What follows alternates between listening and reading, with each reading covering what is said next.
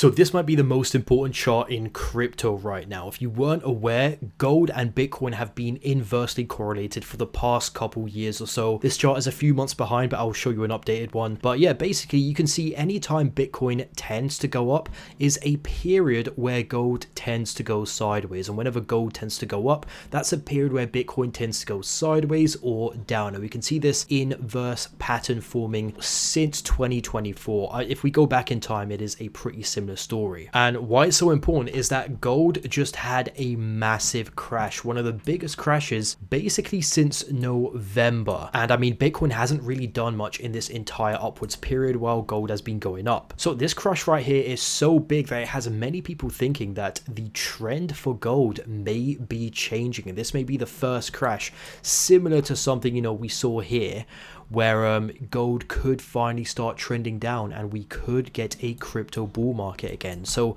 if we do zoom into the chart, the way I'm playing this is we have dropped back down and we are now currently sitting in this area of support right here. This is basically the last all-time high we made here, and also the top of this ascending triangle structure right here. So right now this could still technically just be a scary dip, but in just an overall uptrend, which is why I'm looking out for this region right here at $4,300. This is the major low we had here. If we go down and take out this low, this to me is a very clear indication that we have started a downtrend on gold, and gold will likely keep trending down, which could mean Bitcoin could start doing amazingly. So basically, to be a mega catalyst for Bitcoin and crypto, we need to see gold do something like this, where we make a lower low and yeah, you know, lower lows and lower highs. And yeah, this would be a lower high obviously to this high, is basically what a trend is, right? So yeah, we do need gold to see that for, you know, this downtrend to be confirmed, and for this same inverse pattern to keep repeating, and for Bitcoin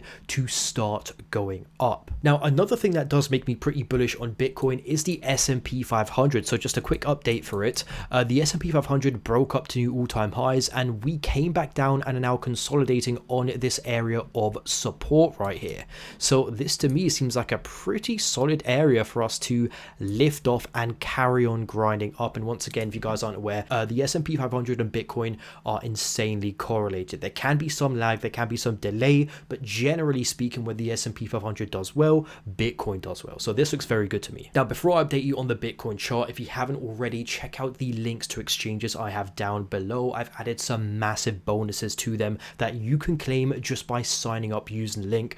Bybit, my favorite exchange, has a bonus of 30,000 US dollars, for example. All right, so heading to Bitcoin, the most important chart. Now, a ton of people were insanely bearish on Bitcoin every time we got some of these dips right here. However, I was probably one of the only few people that remained pretty bullish. You guys can go look at the previous videos I did about a week ago on this. But yeah, as it stands right now, Bitcoin did take a huge leg down. However, in this consolidation zone right here, we have actually entered a very clear uptrend to me. So we can see higher lows across the board right here, and just generally speaking, this structure holding, right? So if gold keeps falling and we break that support level on gold, if the S&P 500 keeps climbing, we're at a support level on the S&P 500.